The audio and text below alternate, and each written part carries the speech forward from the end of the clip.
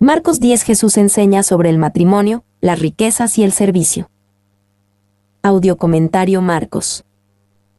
A matrimonio y divorcio. 1:1-2. Una prueba por parte de los fariseos. Era lícito al marido repudiar a su mujer.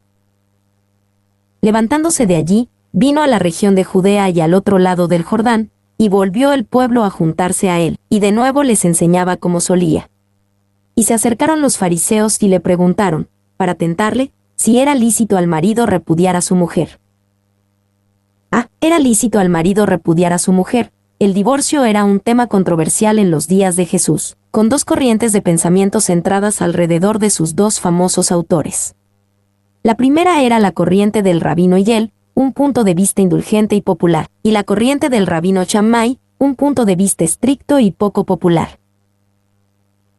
Era lícito al marido repudiar a su mujer. El verdadero punto de la pregunta de los fariseos se muestra con claridad en el registro de Mateo. ¿Es lícito al hombre repudiar a su mujer por cualquier causa? Mateo 19:3. Si la pregunta es, ¿era lícito? Entonces lícito se entiende por cualquier causa.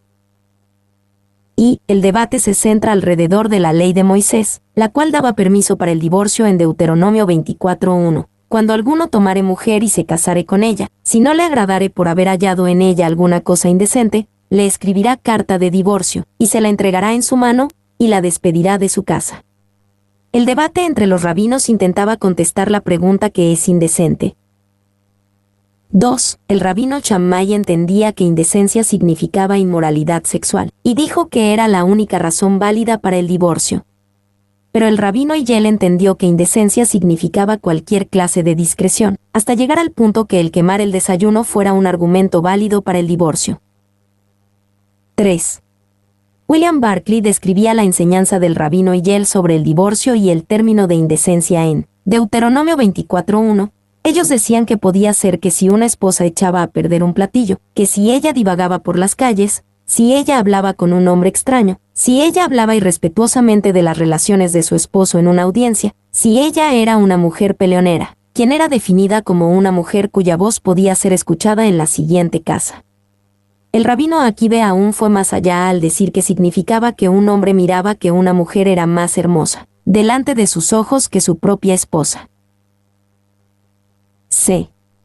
Para tentarle, los fariseos intentaron atrapar a Jesús para que él hablara en contra de Moisés o de la manera de pensar popular. Ellos esperaban atrapar a Jesús con esto.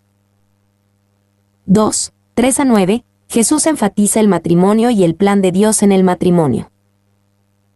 Él, respondiendo, les dijo, ¿qué os mandó Moisés? Ellos dijeron, Moisés permitió dar carta de divorcio y repudiarla. Y respondiendo Jesús, les dijo, por la dureza de vuestro corazón os escribió este mandamiento, pero al principio de la creación, varón y hembra los hizo Dios.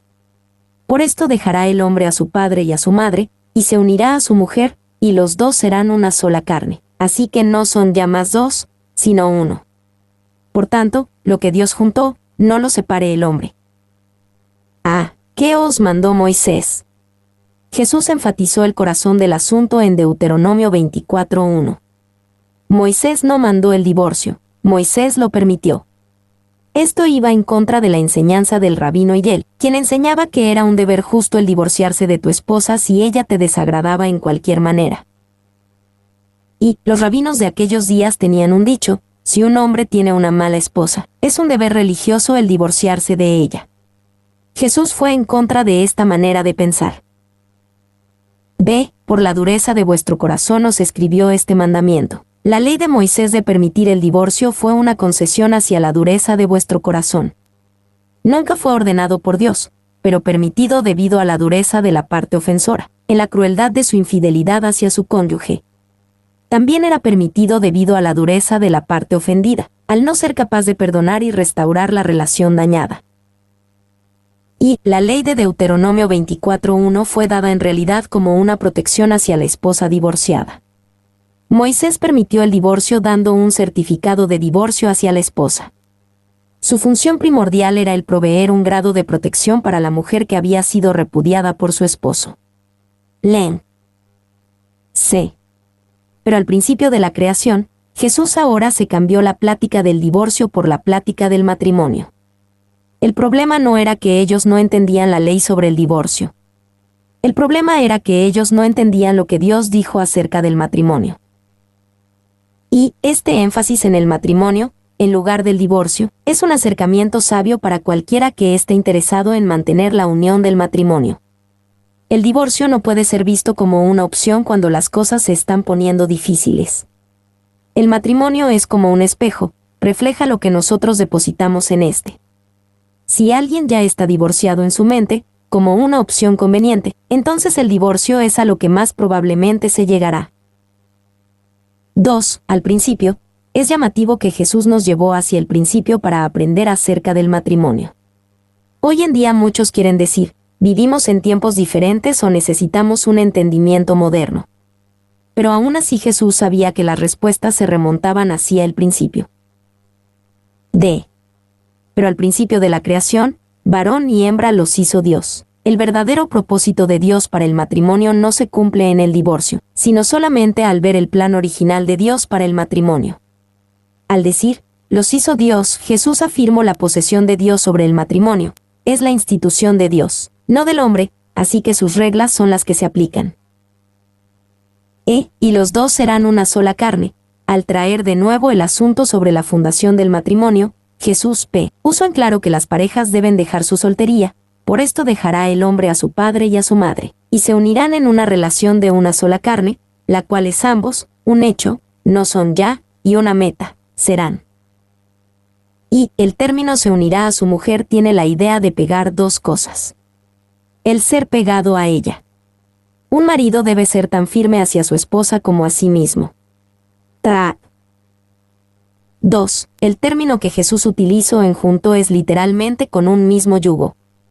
De manera que dos animales están ayuntados. Las parejas deben de trabajar en conjunto y dirigirse hacia el mismo camino para estar en realidad unidos en la manera que Dios quiere que ellos estén unidos. 3. Aquí hay una unidad nueva y primordial. La unión entre marido y esposa debe ser aún más fuerte que el lazo entre padre e hijo. El lazo de matrimonio debe ser más fuerte que el lazo de sangre.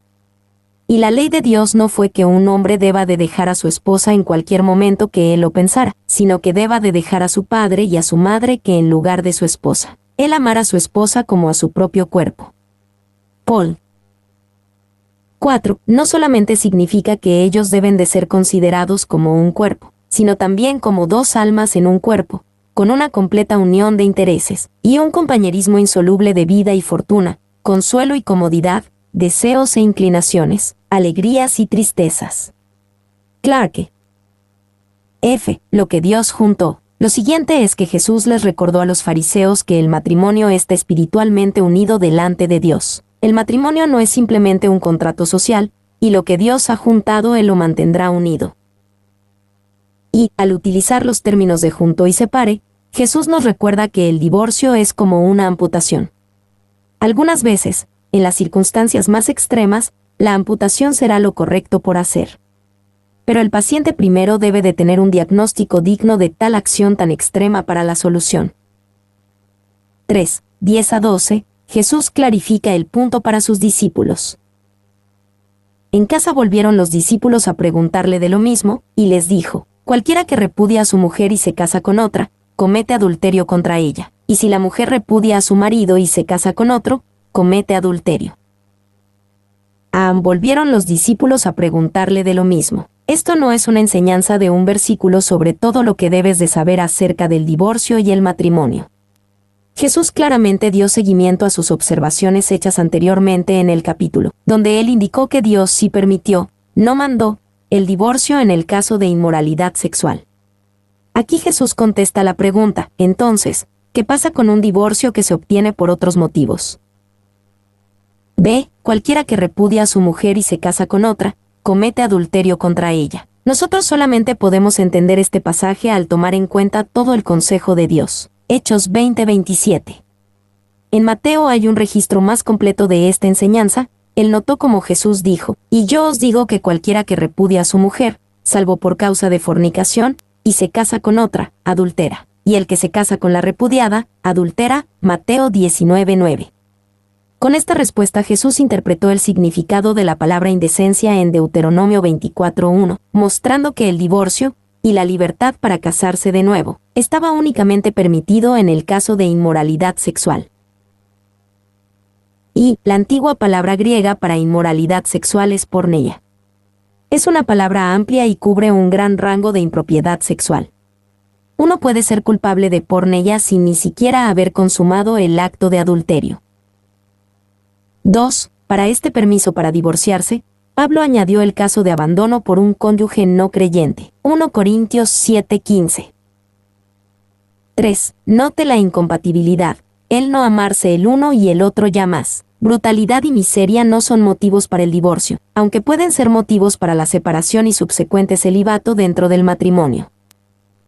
Se comete adulterio contra ella. La razón del por qué una persona que no tiene un divorcio legítimo comete adulterio al volverse a casar, así como su nuevo cónyuge, es debido a que no están divorciados delante de los ojos de Dios. Ya que su antiguo matrimonio aún es válido, en realidad son culpables de bigamia y adulterio. Y debemos asirnos del hecho de que el matrimonio, como una promesa hecha hacia Dios, nuestro cónyuge y el mundo, es una promesa de permanencia, y no puede romperse a nuestra propia discreción. Hay ciertos casos donde Dios permite que la promesa se disuelva, pero eso le pertenece a Dios, no a nosotros. D. Si la mujer repudia a su marido y se casa con otro, comete adulterio. Esta declaración de Jesús muestra por qué es importante el tomar todo el consejo de Dios sobre un tema dado. Si este fuera el único pasaje sobre el divorcio y el volverse a casar en la Biblia, entonces diríamos que si cualquiera que se divorcia por cualquier motivo, entonces ellos cometen adulterio, y por lo tanto, Dios no permitiría el volverse a casar en caso de que haya divorcio. Pero al tomar todo el consejo de Dios en cuenta, es imposible el decir esto. Y hay algunos que desatienden todo el consejo de Dios y dicen que Dios jamás permitiría que se volvieran a casar, después de divorciarse. Pero cuando vemos lo que toda la Biblia dice acerca de este tema, vemos que si el divorcio es hecho dentro de una base bíblica, adulterio o abandono por un cónyuge no creyente, entonces hay un verdadero derecho para volver a casarse. 2. Si un divorcio no está basado en bases bíblicas, el tipo de divorcio al cual Jesús se refiere aquí, entonces no hay ningún derecho para volver a casarse. Esto es que, debido a lo que a Dios respecta, el matrimonio aún sigue en vigencia, y el casarse con otro sería adulterio. 3. Esto significa que, mientras Dios ve hacia abajo desde el cielo, Él no tiene 3 categorías: soltero, casado y divorciado. Él tiene 2 categorías: soltero y casado. Ya sea que alguien esté unido bajo el voto de matrimonio o no lo esté. Si estás unido, no te puedes casar con otro. Si no estás unido, tienes la libertad para casarte en el Señor. El entender todo el consejo de Dios acerca de este asunto libera a las personas del estigma de divorciado, dentro de la iglesia. 4. 13-16. Jesús bendice a los niños y los utiliza como un ejemplo de cómo debemos de recibir el reino de Dios. Y le presentaban niños para que los tocase, y los discípulos reprendían a los que los presentaban.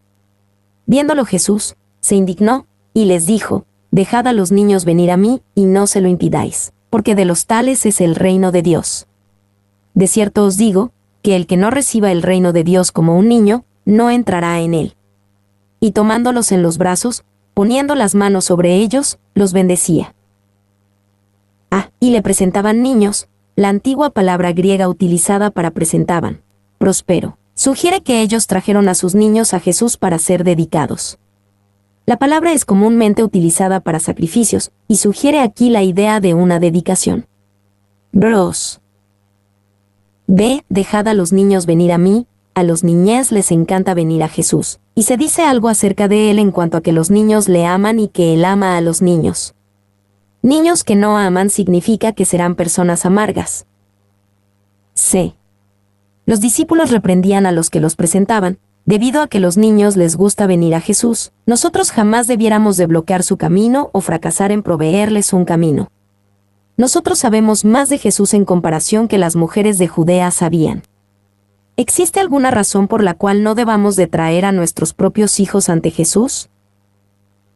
Y este es un deber para los colaboradores del Ministerio de Niños y especialmente para los padres. Las oraciones y palabras de un padre pueden significar mucho en la salvación de un niño. Después, en su vida adulta, Charles Spurgeon recordó las oraciones de su madre por él. Luego llegó la oración de una madre, y algunas de las palabras de la oración de una madre jamás olvidaremos, aun cuando nuestro cabello esté gris. Recuerdo en una ocasión que ella oraba así: ahora, Señor, si mis hijos continúan en sus pecados, no será de ignorancia que ellos perecerán, y mi alma será un veloz testigo en contra de ellos en el día del juicio si es que no agarran a Cristo. Ese pensamiento, de que una madre soportaría ser un testigo veloz en contra de él, traspasó mi conciencia y movió mi corazón. 2. Es de especial importancia el traer a los niños delante de Jesús cuando recordamos que ellos tienen toda una vida delante de ellos para servir a Dios. ¿Estarías enojado si dijera que un niño es más digno de salvar que un hombre? Es una infinita misericordia de parte de Dios el salvar a aquellos que tienen 70. ¿Para qué bien harán ellos ahora con el final de sus vidas, quemado? Cuando nos toca tener 50 o 60, casi ya estamos acabados, y si nos pasamos toda nuestra vida temprana con el diablo, ¿qué queda para Dios? Pero estos queridos niños y niñas, hay algo que se pueda hacer por medio de ellos. Si ahora estos ceden su ser a Cristo, ellos podrán tener días largos, felices y santos delante de ellos, en la cual ellos puedan servir a Dios con todo su corazón. ¿Quién sabe qué gloria pueda tener Dios para con ellos? Tierras paganas pueden llamarles bendecidos. Naciones enteras pueden ser iluminados por ellos. Spurgeon. De tomándolos en los brazos, poniendo las manos sobre ellos, los bendecía. Jesús de una manera sencilla, pero poderosa, los bendecía. El antiguo verbo griego es enfático, el cual significa literalmente el bendecir fervientemente. ¿Y cómo reciben los niños tal bendición por parte de Jesús? Debido a que los niños pueden recibir la bendición de Jesús sin intentar ellos hacerse dignos o pretender que ellos no lo necesitan. Necesitamos recibir las bendiciones de Dios de la misma manera. Porque de los tales es el reino de Dios. Los niños no son únicamente para bendición. También son ejemplos de cómo nosotros debemos de entrar al reino con una fe como de niño, no como una fe pueril. Debemos de venir a Dios con una fe que confía en Dios de la misma manera que un niño confía en su padre y le deja todos los problemas a su padre. Y el énfasis no está en que los niños son humildes e inocentes, porque algunas veces no lo son. Pero el énfasis está en el hecho de que estos niños reciben y no sienten que necesitan ganarse algo para obtenerlo. Los niños están en una posición que, muy a menudo, todo lo que pueden hacer es recibir. Ellos no rechazan los regalos debido a que tengan un orgullo de autosuficiencia. Así que debemos recibir el reino de Dios como un niño, porque seguramente no entrará en él por lo que hagamos o nos ganemos. Ve Jesús enseña sobre las riquezas. 1, 17 a 18. Un hombre ansioso cuestiona a Jesús. Al salir él para seguir su camino, vino uno corriendo, e hincando la rodilla delante de él, le preguntó: Maestro bueno, ¿qué haré para heredar la vida eterna? Jesús le dijo: ¿Por qué me llamas bueno? Ninguno hay bueno, sino solo uno, Dios. Maestro bueno. Este título jamás era aplicado a ninguno de los rabinos en los días de Jesús porque implicaba que no tenía pecado, una entera bondad. Jesús, y todos los demás, reconocían que él estaba siendo llamado mediante un título único.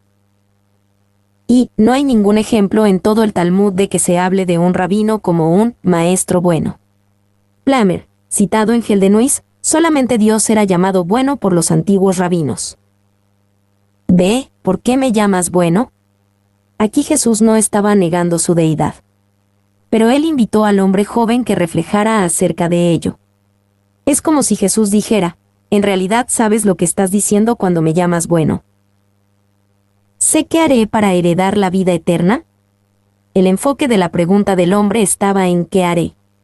Él pensaba que la vida eterna era un asunto de ganarse o merecer, no de una relación. Mientras él se inclinaba en rodillas delante de Jesús, la mera cercanía de esa relación le acercó más a la salvación que cualquier cosa que él pudo hacer. Él no quería que Jesús fuera su Salvador, él quería que Jesús le mostrara el camino para ser su propio Salvador. Y el hombre en realidad no sabía quién era también él. Él pensaba que era justo y en verdad no sabía qué tipo de persona era él. Cuando tú no sabes quién es Jesús en realidad, probablemente no sabes quién eres tú también. Y el conocer a Jesús es lo primero.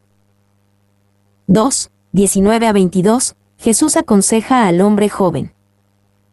Los mandamientos sabes: no adulteres, no mates, no hurtes, no digas falso testimonio, no defraudes, honra a tu padre y a tu madre. Él entonces, respondiendo, le dijo: Maestro, todo esto lo he guardado desde mi juventud. Entonces Jesús, mirándole, le amó, y le dijo: Una cosa te falta, anda, vende todo lo que tienes, y dalo a los pobres, y tendrás tesoro en el cielo, y ven, sígueme, tomando tu cruz. Pero él, afligido por esta palabra, se fue triste, porque tenía muchas posesiones. Los mandamientos sabes. Al ser un judío, este hombre sabía los mandamientos. Jesús tuvo cuidado en citarle aquellos mandamientos de los cuales comúnmente se conocen como la segunda tabla de la ley, al mencionar cómo tratamos a los demás. Y cada uno de estos mandamientos es puro, justo y bueno. El mundo sería un mejor lugar si todos vivieran solamente por estos 5 mandamientos que aquí Jesús mencionó. Maestro, todo esto lo he guardado desde mi juventud. En su respuesta, este gobernante dijo que él había guardado todos estos mandamientos, y que él lo había hecho desde su juventud. Esto era posible de acuerdo en la manera que estos mandamientos eran comúnmente interpretados, pero imposible de acuerdo con el verdadero significado de Dios para estos mandamientos. Y, en Filipenses 3:6, Pablo dijo que él pensó que había guardado todos los mandamientos mientras fue un judío religioso.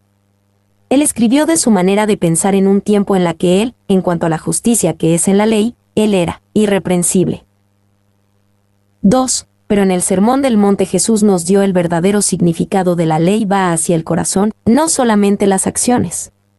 Puedes tener un corazón lleno de adulterio, aun cuando nunca lo lleves a cabo, un corazón lleno de homicidio, aun cuando nunca lo hagas, un corazón lleno de hurtos, aun cuando nunca robes. Dios mira el corazón, así como a las acciones.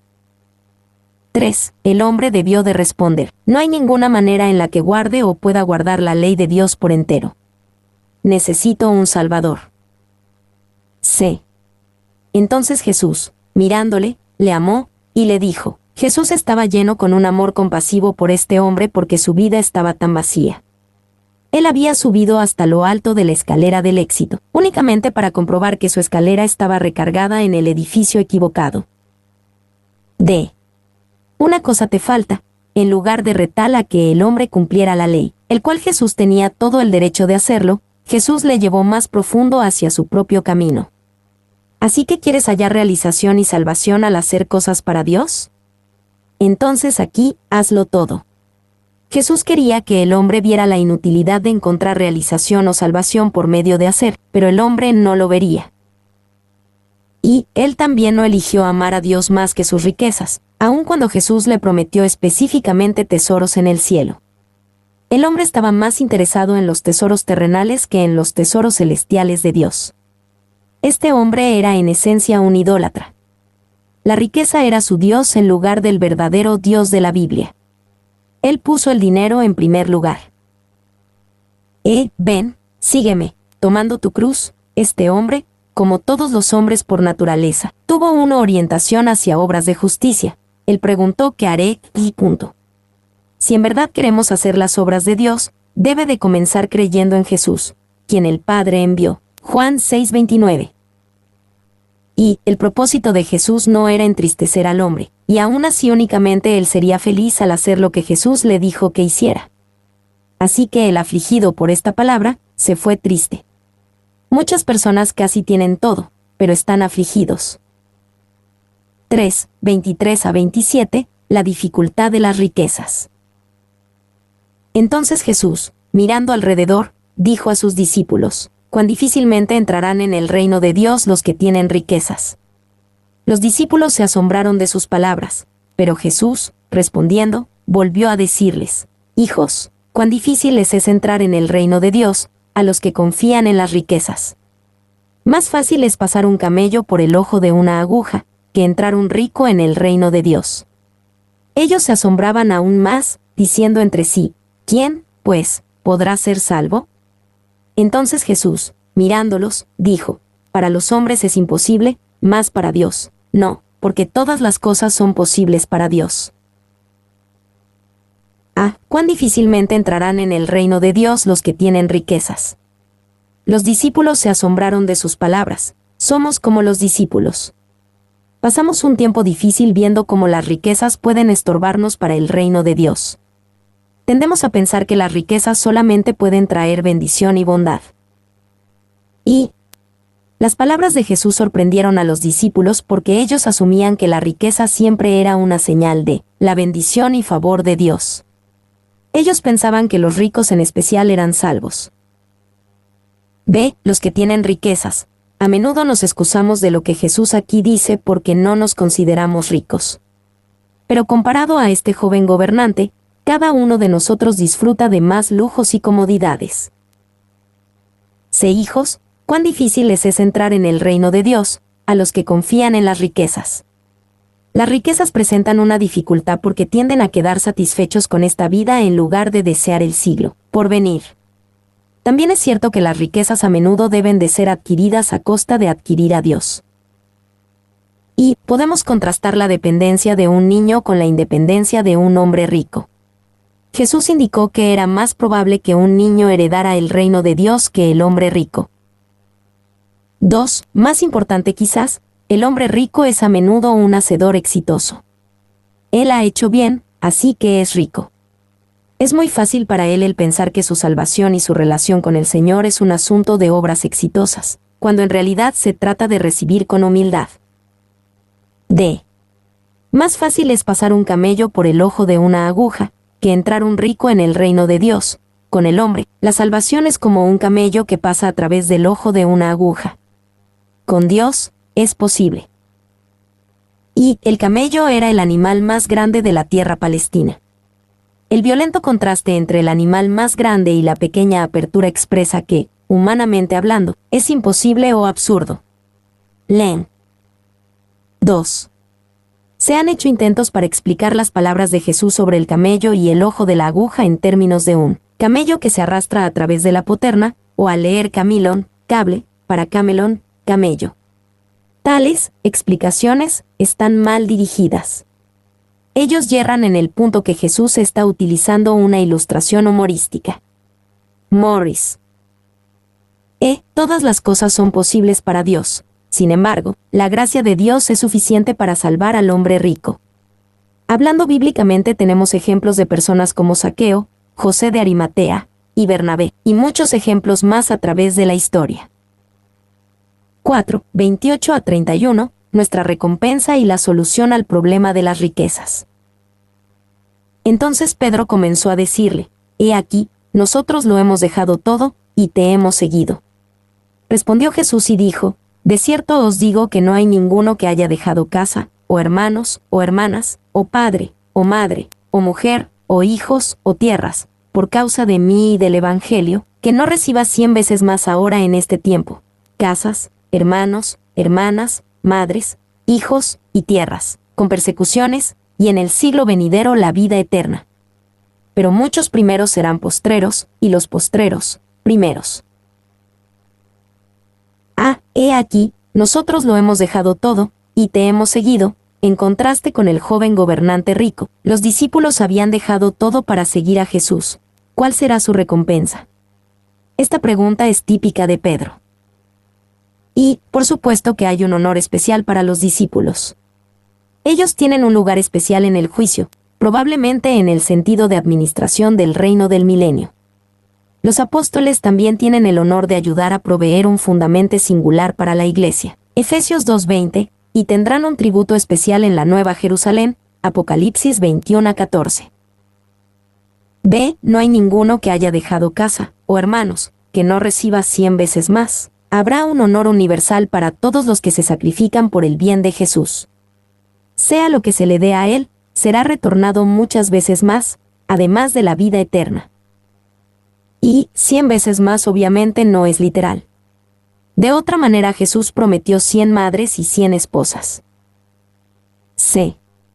Pero muchos primeros serán postreros, y los postreros, primeros. Este era la observación calificativa acerca de la recompensa del apóstol.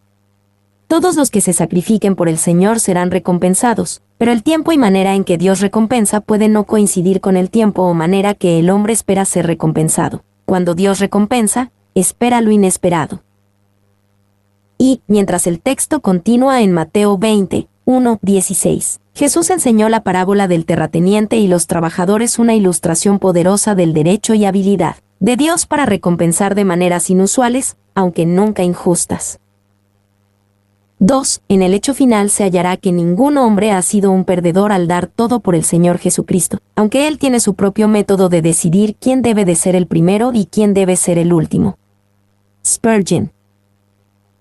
5. 32-34. Jesús de nuevo anuncia su destino venidero en Jerusalén. Iban por el camino subiendo a Jerusalén, y Jesús iba adelante, y ellos se asombraron, y le seguían con miedo. Entonces, volviendo a tomar a los 12 aparte, les comenzó a decir las cosas que le habían de acontecer. He aquí subimos a Jerusalén, y el Hijo del Hombre será entregado a los principales sacerdotes y a los escribas, y le condenarán a muerte, y le entregarán a los gentiles, y le escarnecerán, le azotarán, y escupirán en él, y le matarán, mas al tercer día resucitará. Ellos se asombraron, le seguían con miedo. Mientras se acercaban más a Jerusalén, los discípulos sentían el peligro de su misión. Jesús era un hombre buscado y aún Jesús iba adelante.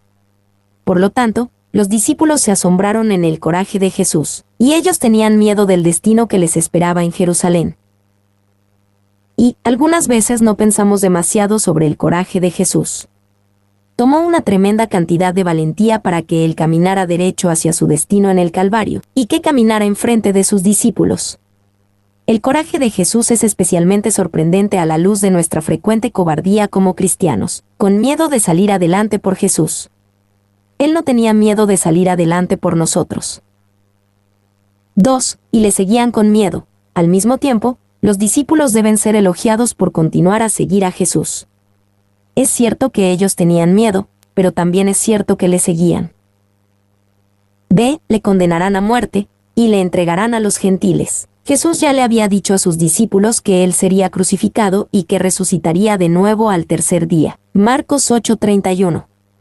Esta es la primera vez en el Evangelio de Marcos donde Jesús reveló que ellos le entregarán a los gentiles. Este era un insulto y traición adicional. Y el ser entregado a los gentiles revela que Jesús sería despreciado por sus propios compatriotas, pues los gentiles son las últimas personas a los cuales el Mesías del pueblo de Dios debiera de ser entregado. Leen. C. Y le escarnecerán, le azotarán, y escupirán en él, y le matarán. Significativamente, Jesús mencionó la vergüenza de su sufrimiento. Jesús sufrió la más terrible humillación emocional en su muerte, y lo hizo por amor a nosotros. Y esta participación en la vergüenza de Jesús marcó a la iglesia primitiva, y era evidencia de su compromiso y fuerza. Hechos 5:41 dice, y ellos salieron de la presencia del concilio, gozosos de haber sido tenidos por dignos de padecer afrenta por causa del nombre. No es que los discípulos se regocijaran en la misma vergüenza, porque Jesús no se regocijó él mismo en la vergüenza. Hebreos 12:2.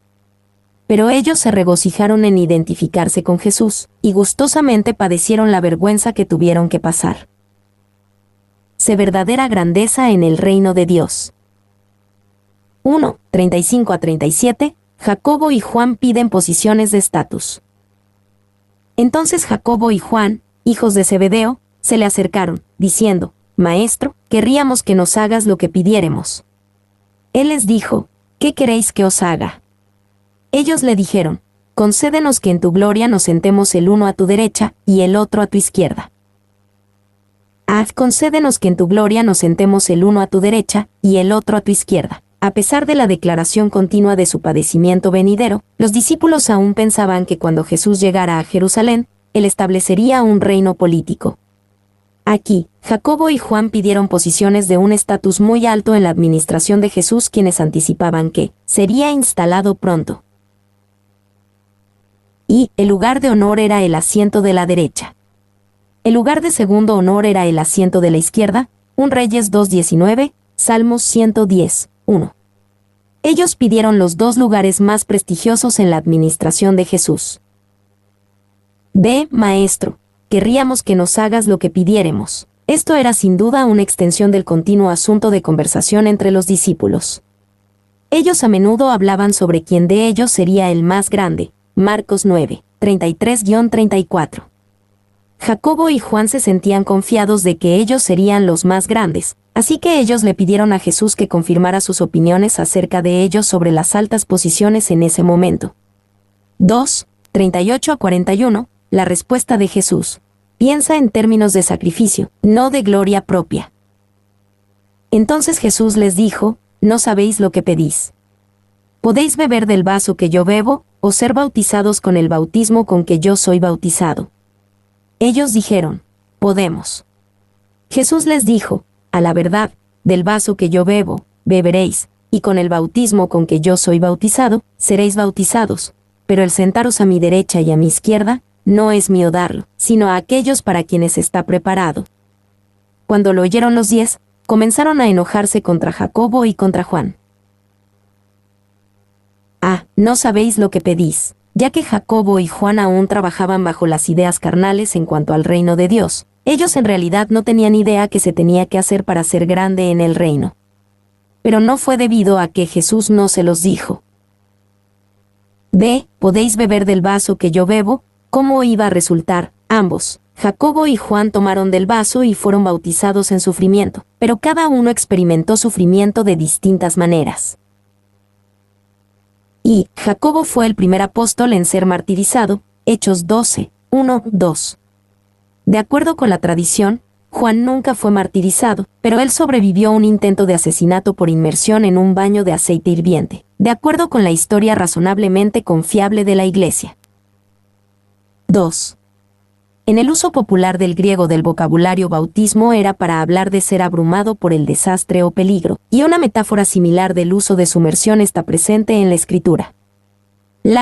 Pasajes como Salmos 42, 7, Salmos 93, 3 y Salmos 69, 2 reflejan esta idea.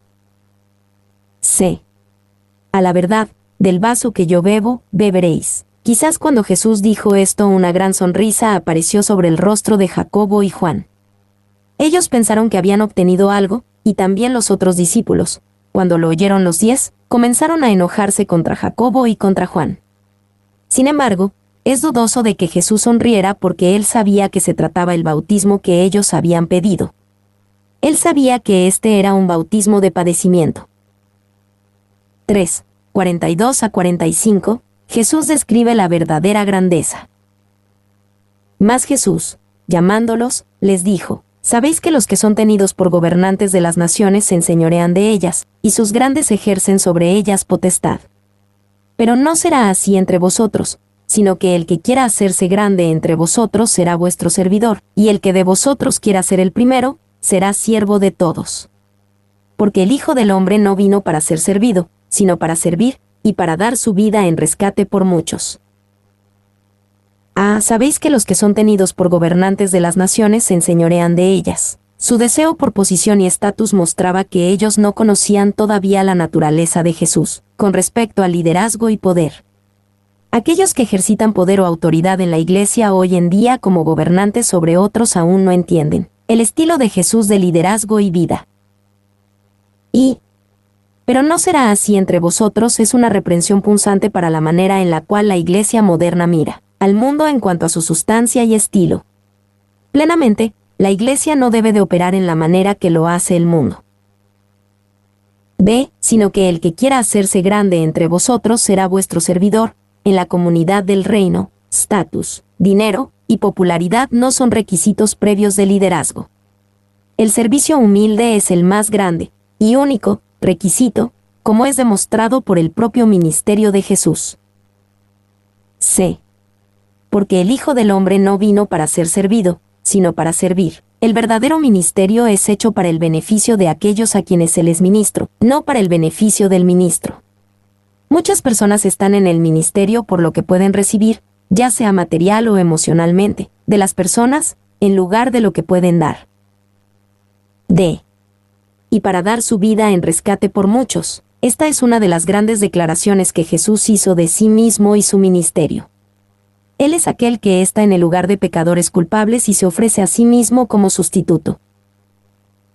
Y la metáfora del rescate resume el propósito por la cual Jesús dio su vida, y define la expresión entera de su servicio. La noción persistente detrás de la metáfora es aquella de liberación por medio de compra, ya sea un prisionero de guerra, un esclavo o una vida fortuita, los cuales son los objetos a ser liberados.